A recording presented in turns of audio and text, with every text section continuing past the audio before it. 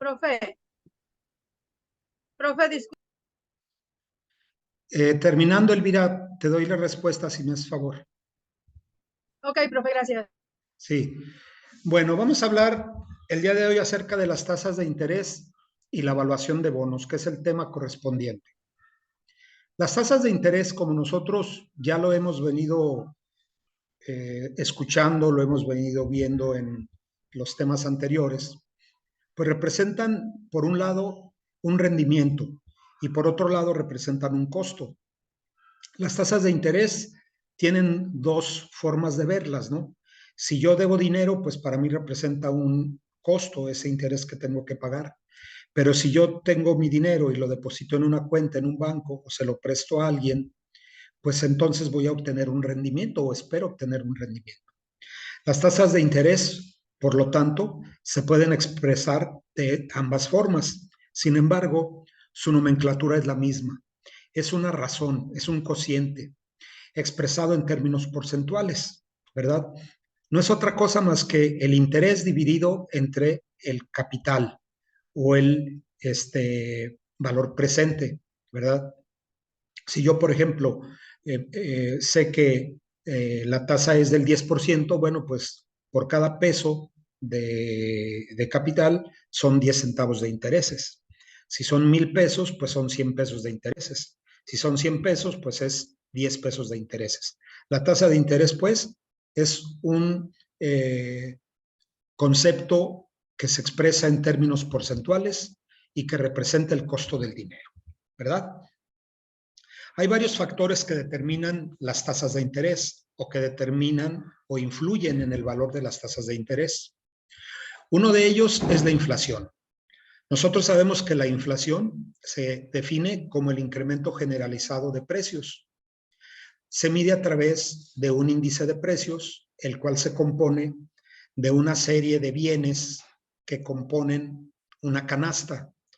Le llamamos a veces la canasta básica o la canasta de bienes y servicios. Esa canasta de bienes, pues está medido o se miden sus precios y el comportamiento de los precios, a través de ese comportamiento se mide o se calcula un índice. Si el índice se incrementa de un periodo a otro, pues decimos que hay inflación, es decir, un incremento generalizado de precios. ¿Por qué afecta la inflación a las tasas de interés? Bueno, pues porque las tasas de interés que representan el costo del dinero o el costo de los préstamos, mientras haya un incremento en los precios, quien tiene ese dinero en su poder buscaría obtener más rendimiento que se presenta en un momento dado con una inflación baja. Si se incrementan los precios, pues él requiere recuperar ese incremento de precios o esa inflación más el rendimiento que espera. Por lo tanto, la inflación es un determinante de las tasas de interés. Un segundo factor o determinante es el riesgo, ¿verdad? El riesgo lo entendemos nosotros como la probabilidad o la posibilidad de que la inversión sufra una pérdida o que no se obtenga la ganancia esperada. Como consecuencia de qué? Bueno, pues puede ser que no sea esa ganancia o bien que no se recupere el dinero prestado. Por eso el riesgo implica varios factores, ¿no? Que no me vayan a pagar el dinero que yo presté o deposité en el banco, o bien que a quien yo le pedí prestado, pues no le vaya a poder yo pagar. Entonces ahí hay un riesgo también de insolvencia. Y un tercer elemento es la preferencia de la liquidez. Es decir, la tendencia que tienen los inversionistas en preferir, valga la redundancia, dinero ahora o en el corto plazo en lugar de dinero en el largo plazo o en el futuro. Se dice que todos los inversionistas prefieren tener dinero a corto plazo, ¿sí?, que obtener su dinero a plazos más largos. Es de ahí que la preferencia de la liquidez también determina las tasas de interés.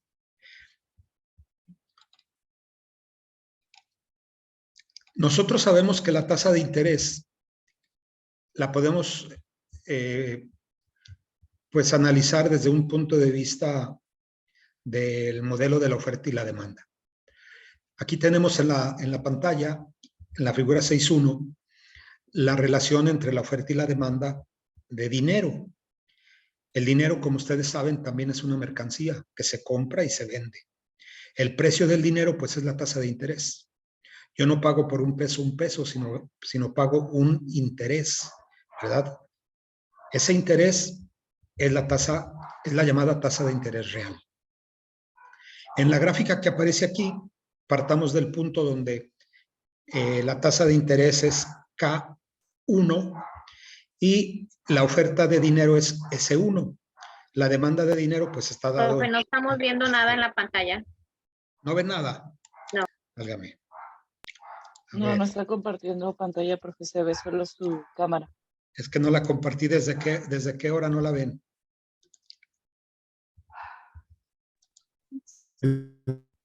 No, nunca se ve. Bueno, ok. Estamos viendo lo que son las tasas de interés. La explicación que di de los 3 factores aparecen aquí en la primera parte del tema, del capítulo, ¿verdad? La tasa de interés está determinada por la inflación, por el riesgo y por la preferencia de la liquidez. Son los 3 factores que vimos. Ahora, las tasas de interés se miden en términos reales y en términos nominales, como las variables en macroeconomía. Ustedes saben de la tasa del PIB real y el PIB nominal. El PIB real pues, se mide a precios constantes y el PIB nominal a precios corrientes. ¿Qué significa eso? Significa que el PIB nominal considera los precios vigentes, es decir, los precios con inflación, mientras que el PIB real le quita esos precios y los toma solamente los de un año base, y así hace el cálculo del PIB real, quitándole el efecto de los precios. En el caso de las tasas de interés, no es nada sustancialmente diferente. La tasa de interés real es aquella que no está implícita la inflación. Y la tasa de interés nominal la tiene implícita, es decir, se le suma a la real para obtener la nominal. Primero hablaba yo de la relación de la tasa de interés real en el mercado de dinero. La demanda está dada por esta gráfica o esta línea oscura, negra, y la oferta, pues S1, ¿verdad?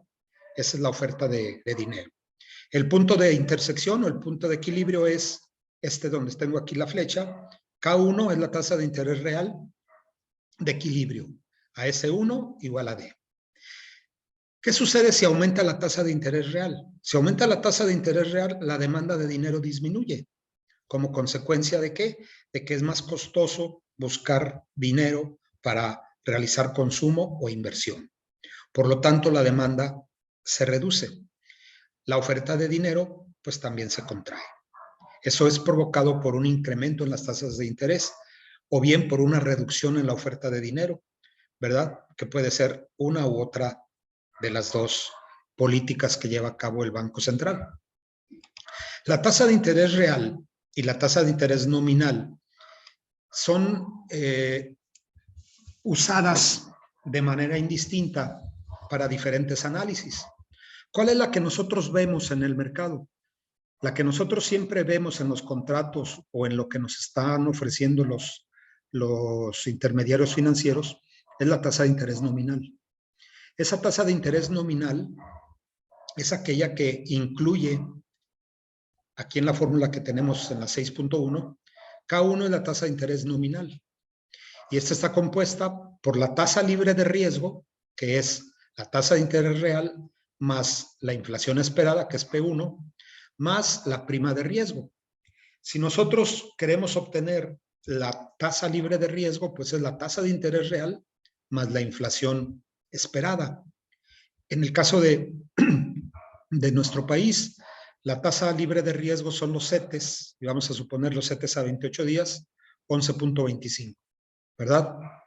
Ese 11.25, ¿de qué está compuesto? Bueno, es la tasa libre de riesgo. Está compuesto, pues, de la tasa de interés real más la inflación esperada. Si la inflación esperada fuera del 5% y la tasa libre de riesgo es 12.25, pues la tasa de interés real es 12.25 menos 5, 7.25. Esa sería la tasa de interés real, ¿verdad? La tasa de interés nominal sería el 11.25, asumiendo que esta pues no tiene riesgo, es la tasa de los CETES.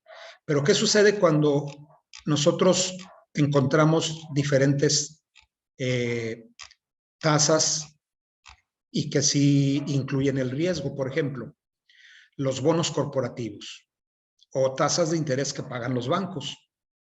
Bueno, pues esas tasas son diferentes, son superiores. Aquí, en el ejemplo de los Estados Unidos, la tasa de interés libre de riesgo es del 3.3%. En nuestro país es 11.25. Pues esta cifra no es actualizada, ¿verdad? Es un poco más alta la de los Estados Unidos ahorita, pero sigue siendo más alta la de México.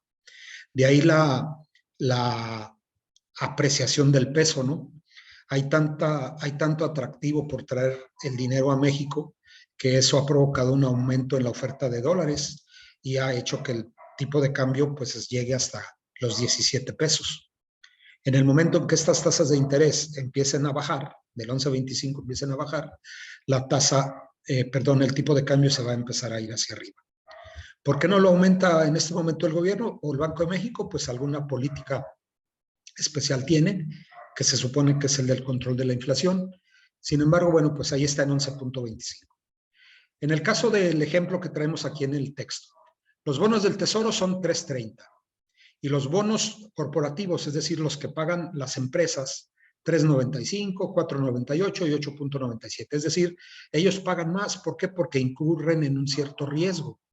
Las empresas tienen calificaciones altas. 3.95 es el interés que pagan las de calificación alta. Los de calidad media, pues 4.98 y los de una calidad baja, 8.97. ¿Cuál es la prima de riesgo? Pues la prima de riesgo es este 0.65 que está aquí.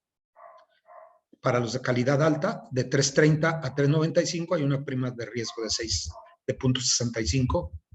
Las de calidad media, de 4.98, hay una prima de riesgo de 1.68. Y ya los de especulativas o calidad baja, pues tienen que ofrecer más tasa porque hay mayor riesgo. Por lo tanto, pues es más alta la tasa y su prima de riesgo es 5.67. Esta prima de riesgo refleja el riesgo divergente para los emisores y las emisiones. Es aquel que es difícil controlar, ¿verdad? No se puede controlar ese tipo de riesgo. Eso es en cuanto a la determinación de las tasas de interés reales, tasas de interés nominales. La tasa de interés libre de riesgo es la que paga el Banco Central en nuestro país, el Banco de México. Bueno, aquí tenemos el comportamiento de la tasa anual de los bonos del Tesoro y la tasa de inflación. Si ustedes graficaran la tasa de los CETES y la tasa de inflación, tendrían un comportamiento tal vez muy similar, ¿no? Aumenta la inflación, aumentan las tasas de interés. En el caso de nuestro país, en este último año, la inflación se ha disparado y han aumentado las tasas de interés, están por encima de la inflación, ¿verdad? La inflación esperada, ¿por qué hablamos de inflación esperada? Porque esa es la que nos representa interés, porque la pasada, pues ya ¿qué le podemos hacer a lo que ya sucedió, no? Si yo tenía una deuda que pagué en diciembre del 2022, pues ya que me interesa la inflación del 2022. Pero si tengo una deuda que voy a pagar en diciembre del 2023 o que estoy pagando, pues me interesa la inflación para este año y la que va a cerrar en el 2023. Por eso, al hablar de tasas de interés y de inflación esperada, hacemos referencia a la que se pronostica para el futuro. Por eso es importante hacer referencia a la inflación que los analistas o las empresas calificadoras hacen con respecto a la inflación, la que anuncia el Banco de México, la que anuncia la Secretaría de Hacienda, la que anuncia Standard & Poor's o la que anuncia el Banco Banamex o Banorte o alguna otra institución financiera. La deflación, bueno, pues es un fenómeno contrario a la inflación. es la tendencia general de precios a la baja. Cuando existe una deflación, pues las tasas de interés se convierten en cero o negativas, ¿verdad? Casos, por ejemplo, allá en Japón, que las tasas de interés eran prácticamente negativas. Bueno, déjenme ver este chat que me dice la compañera.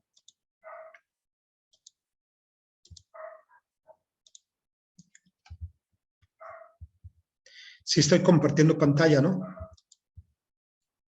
Sí, profe, eso fue hace rato. Ok.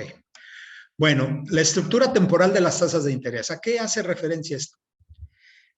Las tasas de interés tienen un comportamiento o una medición distinta conforme pase el tiempo.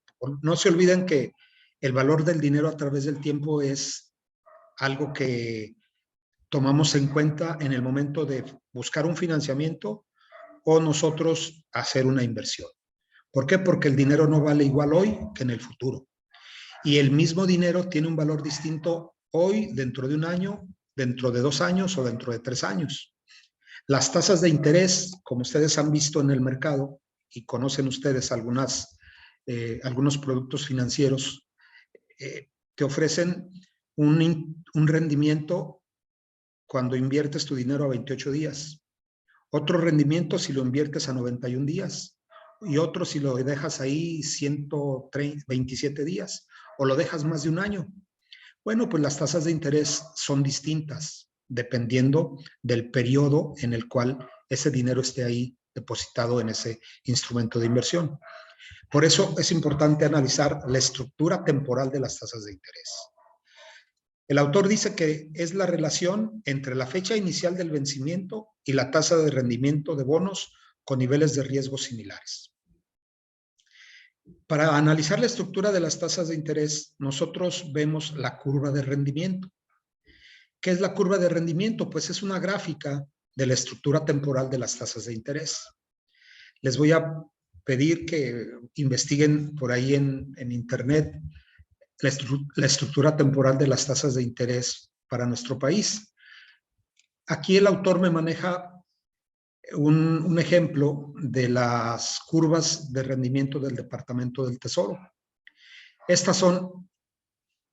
es la representación de las curvas, ¿verdad? La curva de rendimiento. Esta curva de rendimiento. Y esta curva de rendimiento tiene diferentes montos, perdón, está compuesta por tasas de diferentes montos en diferentes periodos de vencimiento, es decir, la estructura temporal. A 5 años, a 10 años, a 15 años, a 20, 25 y hasta 30 años, los bonos del Tesoro de los Estados Unidos. Cuando tenemos una curva del rendimiento como esta, como la de abajo, es una curva de rendimiento de tasa creciente.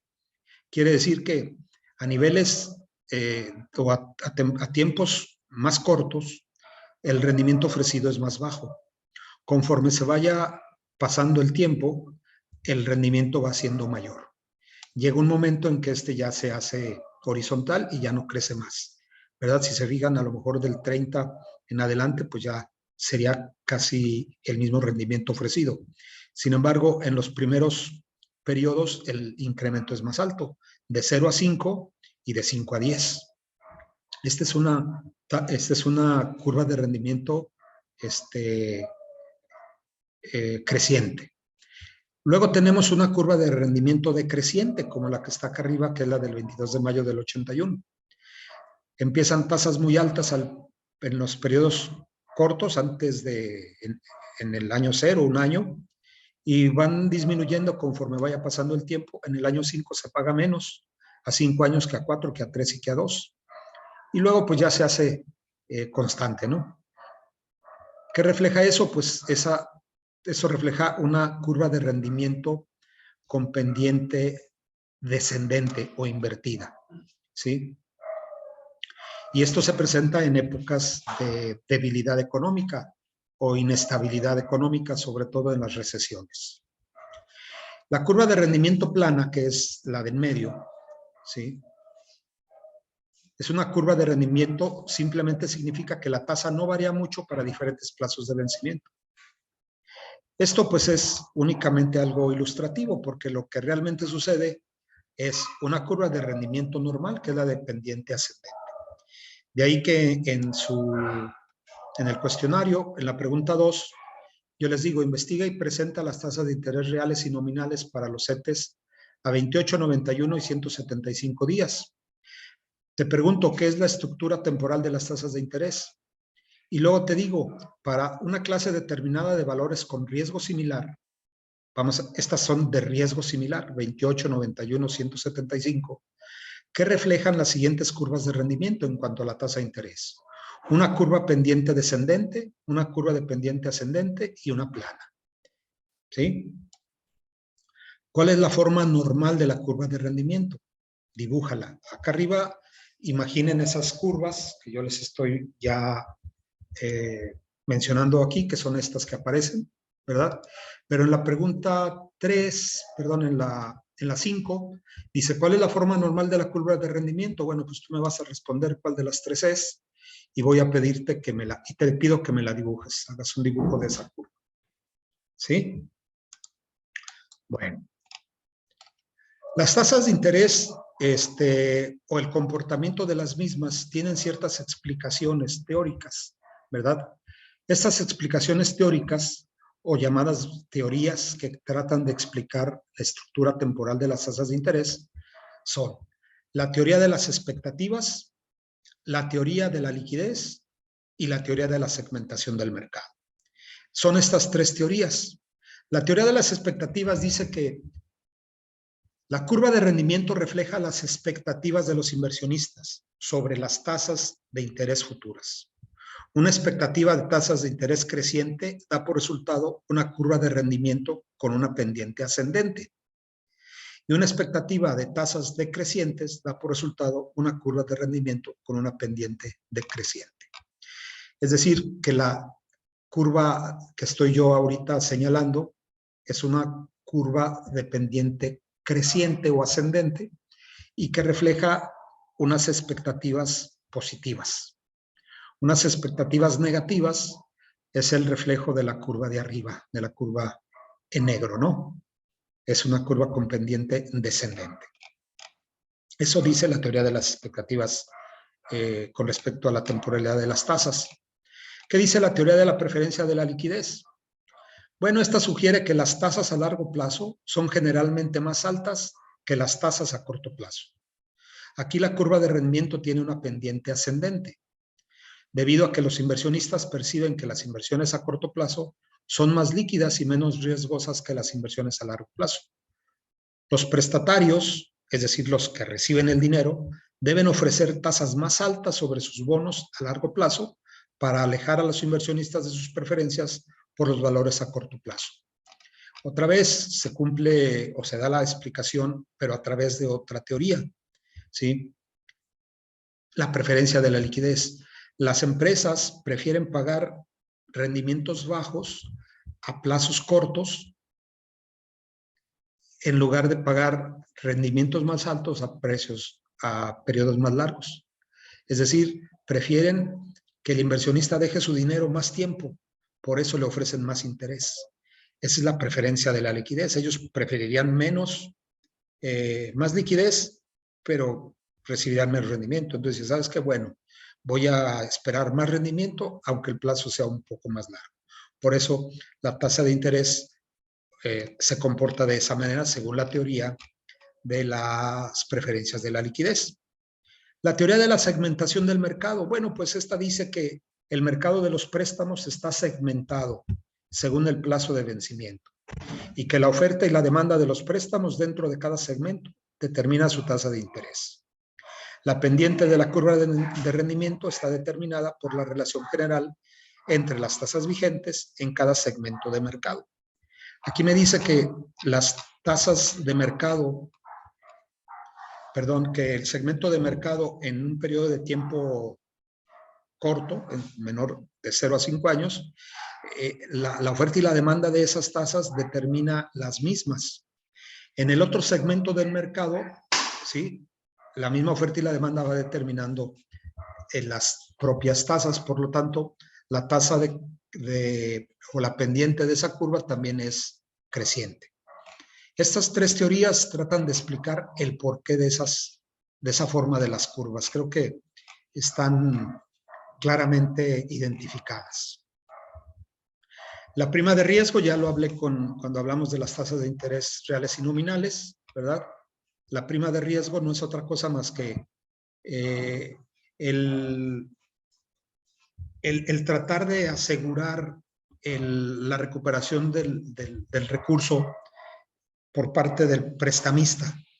Cuanto el riesgo es más alto, pues, perdón, el riesgo de que se le vaya a pagar es más alto, pues aumenta esa prima de riesgo. Por eso los créditos que se otorgan a la vista son más caros que aquellos que se otorgan, por ejemplo, los hipotecarios, ¿no? O el de automóvil. El crédito a la vista, el crédito, el que te paga, el que te da la tarjeta de crédito, pues es muy alto.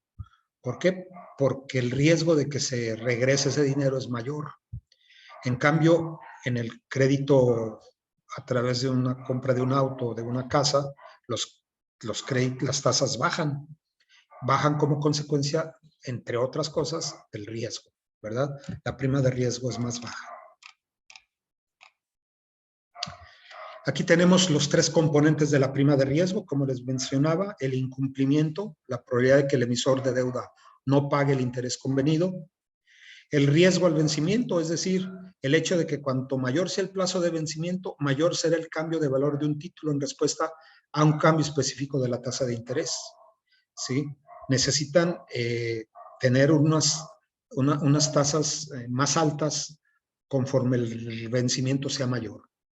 Y el riesgo de cláusula contractual, condiciones que incluyen con frecuencia en un contrato de deuda o una emisión de acciones. Algunas de ellas reducen el riesgo, en tanto que otras la aumentan. Por ejemplo, una cláusula que permite a un emisor retirar sus bonos antes de su vencimiento.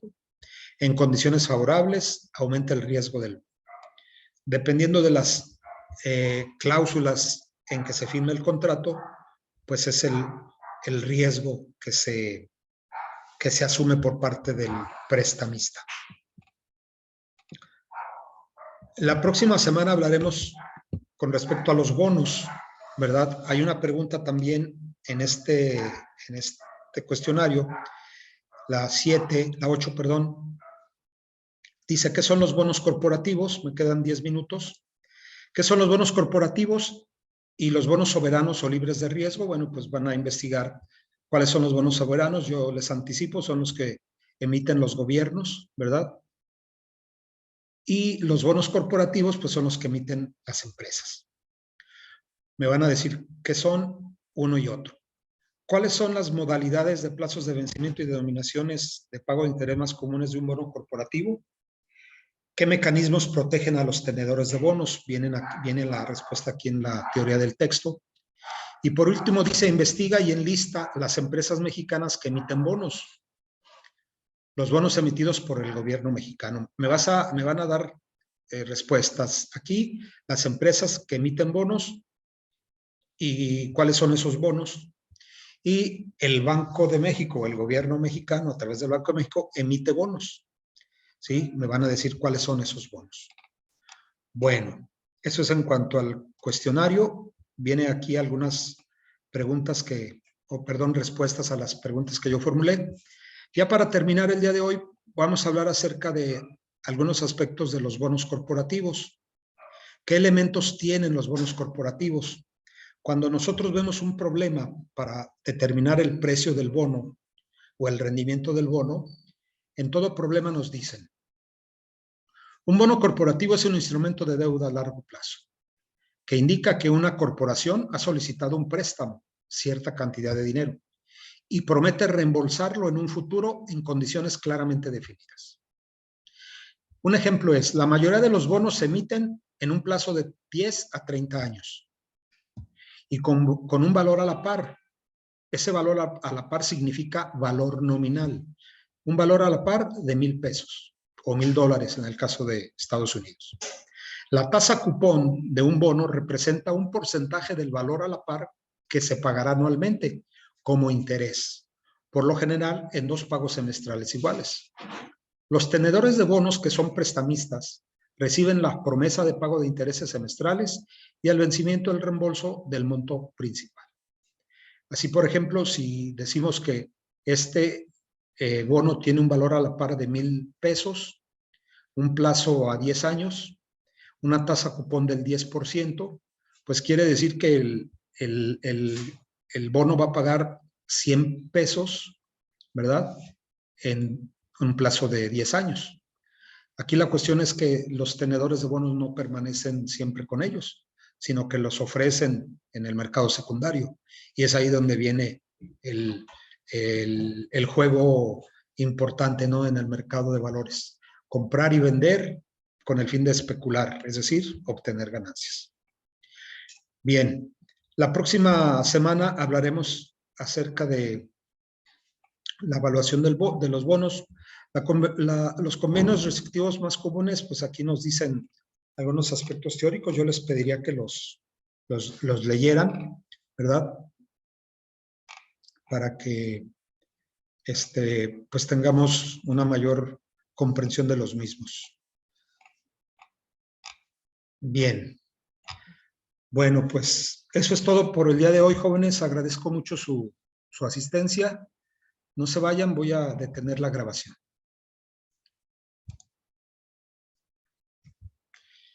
Bueno, ahora sí. Elvira, te vi muy ansiosa por la pregunta. A ver, dímela. Pues solo mi computadora y quería saber si no estaba presentando pantalla, pero bueno, ya esa pregunta ya se respondió. Bueno, yo pensé que era relacionado con las calificaciones, porque hay algunos que me han dicho que se les borró la calificación de la actividad, pero ya estamos trabajando. Sí, profe, yo soy de esas, le quería preguntar eso porque ya abrió otra vez el cuestionario para todos, para todas las aulas, o solo para el aula C. Ya ve que yo le mandé mensaje que en el C Nada más no nos para un aula. aparecía para hacer la segunda oportunidad. Nada más para el aula C. Solo para un aula. Sí. Lo que pasa es que en esa aula no lo había abierto y se me quedó, no sé, sucedió algo. Siempre nos dicen, yo no sé qué pasó, pues algo le apreté que me falló ahí. Pero bueno, traté de remediarlo dándoles una semana más. Sin embargo, si eso provocó que se borraran algunas calificaciones, pues ya me lo están revisando en el área correspondiente y yo les informo. Acuérdense, Y bueno, todos tienen, no me Ana, aparece. todos tienen la posibilidad de volver a mandar actividades y hacer los cuestionarios antes del parcial. Si en alguno por ahí tuviste alguna mala calificación, pues trata de volver a hacerlo. Todos los demás. Los llevas bien. Todos los demás están bien. Solo fue el cuestionario que no me parecía la calificación que ya había sacado, y esa era mi duda, ¿verdad? Mi incógnita de por qué no aparecía, pero ya vi que ya liberó el cuestionario y que podemos hacerlo otra vez las 2 oportunidades, y eso pues Bueno, ya me sirve con eso. ándele pues. Muy bien. Profe, Sí. yo soy del aula A, Ya no te escuché. y no realicé el cuestionario de esta semana pasada. ¿Habrá manera de... ¿Sí me oye? Profe, ¿sí Sí. me escucha, compañero? Sí, mira, el caso de Misael y alguien más que no haya podido realizar ese cuestionario, mándeme por favor un correo porque no lo puedo abrir para todos, porque me puede suceder que se cambien, ahí se borren calificaciones. Entonces, en lo particular, les abriría el examen, a ver si es posible, lo voy a consultar con el maestro Mauro, pero mándame el correo, Misa, y también me anotas ahí, por favor, el grupo. Ya ahorita que me dices que es el C, pero no se me vaya a olvidar y te vuelvo a preguntar. Para cualquiera, jóvenes. No, él está en otra aula, profe. Sí, yo estoy en el A. En el A. Ok, ya ves. Entonces, mándame tu requerimiento y háganme, por favor, siempre mención del grupo. ¿Sí? Ok. Muy bien. Por mensaje, ¿verdad, profe? A través de la plataforma. Sí, por mensaje, por favor. Todos los leo, salvo alguno que se me haya escapado ahí, pero sí leo la gran mayoría. Ok, ya está, profe. ¿Sí? Gracias. Dale. Bueno, pues agradezco mucho su asistencia, jóvenes, el día de hoy. Aprovechen este día para Ahí ya... preguntan en el chat, una compañera. Yo digo que sí, lo tenemos que volver a hacer, si no nos aparece la calificación, compañero. ¿Lo tenemos que volver a hacer o se va a quedar la calificación que teníamos? Bueno, si ya está hecho el cuestionario 3, el Moodle 3, pues ya lo dejamos así. Déjenme ver qué es lo que me responden en el área correspondiente. Si modifiqué eso y se modificaron todos los demás, pues yo les mando un aviso si lo pueden contestar otra vez. Y si no, pues ya se queda así. ¿Sí? Ok. Ándele pues. Bueno. ¿Alguien más? Muy Gracias, bien. profe. Buenas noches. Que descansen. Buenas noches. Hasta el próximo lunes. Hasta, profe, gracias. Profe, otra cosa. El trabajo lleva conclusión, introducción, ¿verdad? Sí, parece que la introducción y la bibliografía. ¿Conclusión no hay que agregar? No, no agrega. Ah, ok. Introducción y bibliografía. Gracias, profe. Ándale pues. Hasta luego.